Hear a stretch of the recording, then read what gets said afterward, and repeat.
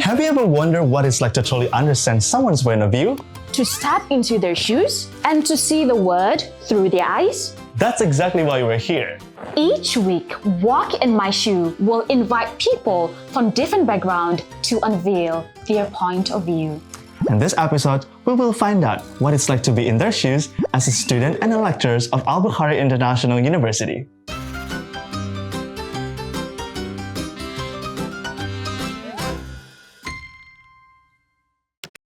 What do you think of a student that didn't take a shower? Oh my goodness. This is nothing new. It happens. It happened. Look, to be honest, I'm really pissed when students just wake up and come to the student affairs without taking shower. You could smell the whole entire area. I get so mad. I think that these students, they haven't discovered the magic of soap and water. If I have the chance, I would tell them, okay, this is a soap, you can use this as water, and what will it do to your body? Right, it's amazing. Wait, no judgment. Anyways, no judgment. I mean, because they're running late, and who am I to judge? Because I've done that too. Oh, I know he is in a rush, maybe. Yeah. No, it's fine. Even I don't sometimes. So smelly. I don't like that because, Sometimes I'll wake up 5 minutes before class. I'll not even wash my face. I don't think you smell, right? I do, but try to hide it with some of your clothing and try to make some distance. But it's fine, yeah. I don't sit next to people who don't shower. Actually, I don't like it. Yeah, please don't just.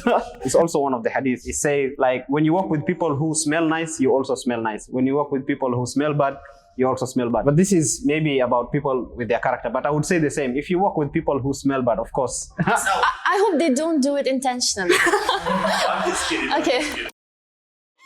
I understand that we all come from different cultures. I understand we all come from different nations. If you are from a cold country, you only end up having shower maybe once or 3 times a week. It is fine. But when you come to Malaysia, you can't just carry that culture to Malaysia. You need to change because here, the time you sleep, the time you walk to PKNK, the time you walk from hostel to the canteen, it's already sweating. So you don't tell me that you don't take shower. Some people just wake up in the early morning, come to class. The lift smells terrible. The classroom smells like onions and curry, fish curry, ayam curry, all this. So yeah, it's really pissed me off. And I end up smelling this every day since I'm working in SA. Yeah, until my nose Astaghfirullah.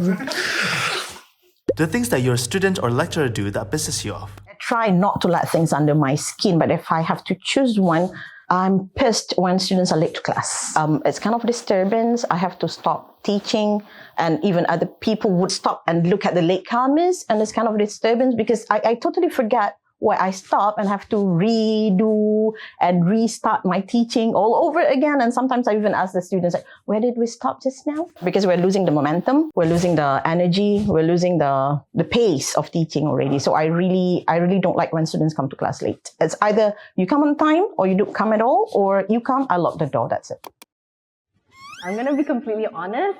When they start speaking Malay in class. During our English class or just the class that is usually on English, we are we need Google Translator, please. So, I think it's rude to the international students as well. Speaking other languages when you don't know this language is really annoying. And then the problem is a lot of work plus very little instruction. So a lot of the things you are supposed to just do it anyhow and hope that the teacher, will give you marks for it. So I would say that.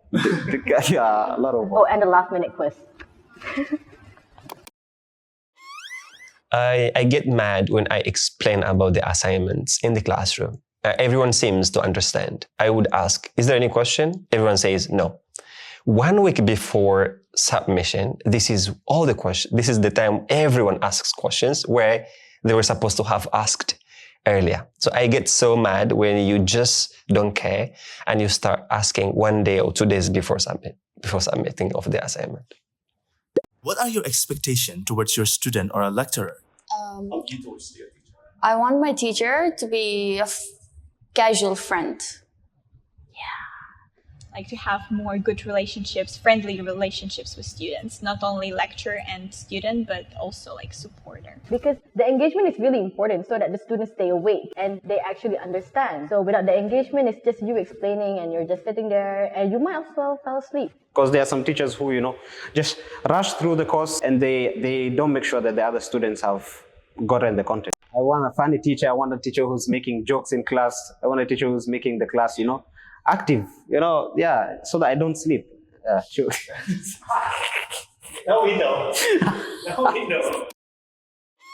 I never put too much expectation, rather than pay attention, ask questions when you don't understand, and just do your duties as a student. I don't really judge students based on levels because I know we don't have the same levels. I know we have weak students, we have smart students, and we have students who are just trying their best. So I never judge a student, but I judge the efforts. I just expect the students to come with some motivation to class, willingness to learn, readiness to accept what the teachers tell them to do. I just expect that from them. I don't, of course, if I say that it's okay, even if you don't get 5.5 in IELTS, I'm lying. I know. I really want them to pass. I really want them to move to UGP.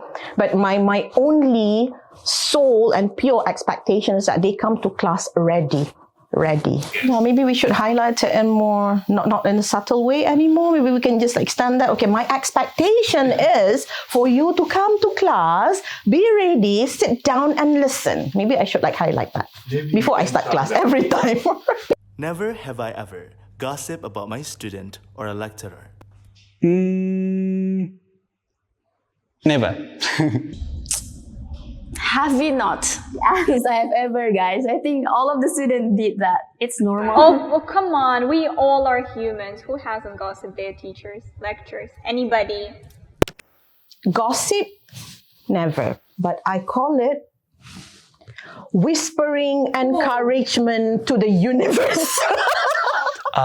Gossiping, well, I think I've never gossiped unless it's related to academic. And that has to be with staff. Like, okay, this student is weak somehow, so how can we help? So I don't think that's kind of gossip. It's a way for us to look for a solution. But gossiping for the sake of gossiping, unless if it's just looking for a solution, or for example, we are staff and we are not happy with the students, we talk among us. Have you seen this guy is not coming to class? So if we call that gossiping, then yes. But if that is a kind of looking for a solution, so I could say I don't never gossip. I know, right? But it's not like, it's more like, when doing the evaluation, oh my God, I love the evaluation form. Because it helps the lecturer to improve. It's more like talking about hey, did you see how the lecturer taught us just now? Do you understand any of that? It's more of that. It's not about their appearance or nothing bad. It's just discussing between peers.